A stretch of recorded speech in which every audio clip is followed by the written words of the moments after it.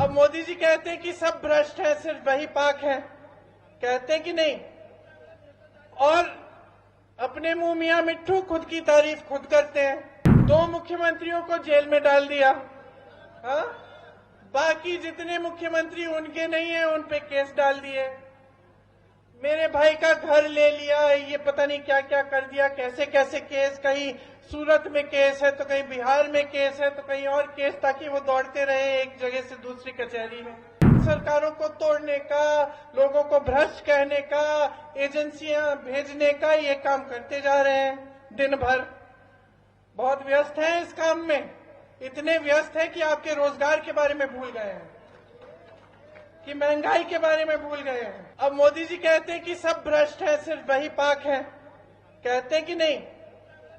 और अपने मुंह मियां मिट्ठू खुद की तारीफ खुद करते हैं कि भाई मैं ही एक ईमानदार हूं इस पूरे देश में, बाकी सब चोर हैं। 2 मुख्यमंत्रियों को जेल में डाल दिया, हाँ? बाकी जितने मुख्यमंत्री उनके नहीं है उन पे केस डाल दिए।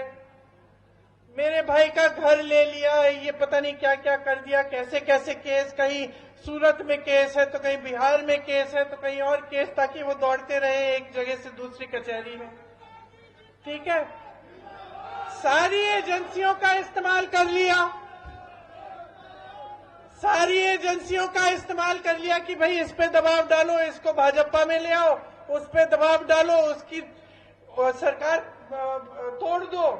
हिमाचल में पैसे दे दिए विधायकों की, तुम इधर से उधर हो जाओ, हमारी पार्टी में आ जाओ। और ये काम सरकारों को तोड़ने का, लोगों को भ्रष्ट कहने का, एजेंसियां भेजने का, ये काम करते जा रहे हैं दिन भर। बहुत व्यस्त हैं इस काम में, इतने व्यस्त हैं कि आपके रोजगार के बारे में भूल गए हैं, कि महंगाई के बारे में भूल गए हैं। और फिर सच्चाई सुनिए, सच्चाई सुनिए कि सुप्रीम कोर्ट का ऑर्डर आया कि ये जो चंदा ले रहे हैं इसका खुलासा करिए। खुलासा किया, क्या पता चला? जो पुल बनाया था गुजरात में जो गिर गया, उसका चंदा खा गए। जो वैक्सीन लगी थी आपको कोविड में, उसका, जोर से बोलो, अब ऐसे अनगिनत चीजें हैं उसमें। किसी को ये ठेका दिया, चंदा लिया, किसी को पे एजेंसी डाल दी, उससे चंदा ले लिया कि भैया आप रिहा हो गए हो, तुम एजेंसी तुम्हें छोड़ देगी। तो भ्रष्ट कौन है? भ्रष्ट कौन है बताइए?